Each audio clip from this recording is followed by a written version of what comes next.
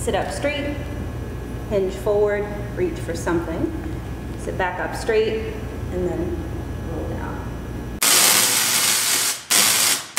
Welcome to POW, your progression of the week. Here with Rachel from Windham, New Hampshire at the Auto Strength Training Center. Really cool progression in the R.O.P.A release that we've been reviewing with you for the past few weeks. I did this years ago with one of my clients. I remember she was like 65 years old at the time. The get-up, sit-up was impossible for her. She struggled, that poor thing, she just struggled with it with body weight. Her heels kept coming off the ground. And I remember the yonder sit-up. Remember the yonder sit-up where you're pulling your heels toward you as you do that really slow and controlled abdominal crunch? And he said, what if I took her heels, took them off the ground and had her apply pressure, having to apply pressure in the strap, and it worked. So I took her out of it. She did that a few times. I took her out of it. She now and continues to do get-up sit-ups.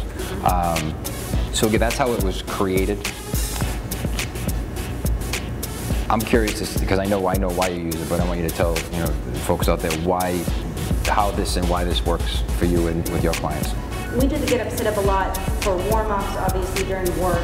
Sometimes during the warm-up we'll use it more as play out loud with balls and partners and such. But I wanted a way that would really open up their hamstrings, because we definitely have a lot of clients with tight hips, tight hamstrings, lower back issues, etc. So elevating their feet was the first answer that came to mind.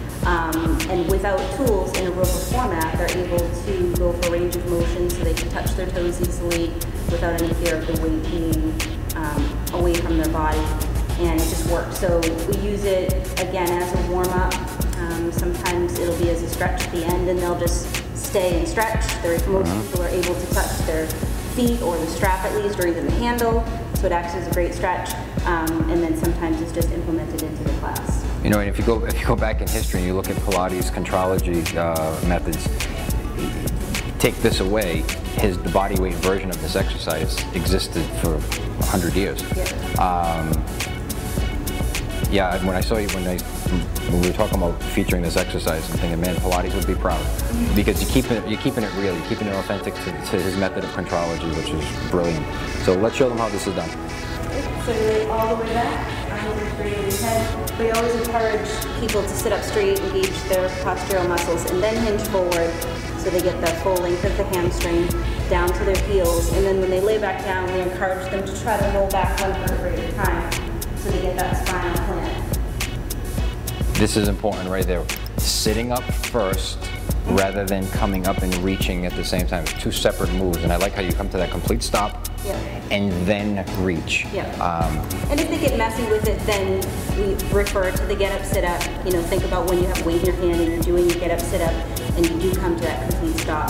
Just visualize that's happening before you begin to reach forward for your toes. That's probably the most important thing, because what people do is they'll skip that part, and they have trouble increasing that range of motion because they're not opening up fully, and then bending at the waist. They're trying to just bend at their abdominal region and just leaning forward instead of reaching forward. And it makes such a big difference.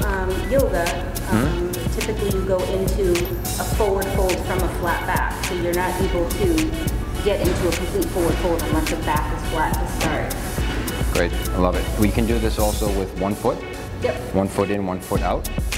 Adds a different challenge, or in some cases adds assistance for people who just can't, they're so tight that they can't keep both feet in. But either one, just don't skip this exercise. And if you have people, folks who have trouble with the get-up, sit-up, like Rachel mentioned, this is a great way to start the get-up, sit-up.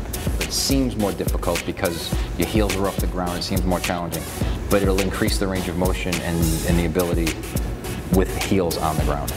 I don't know if I said that right, but you got the idea. All right, we'll see you next week.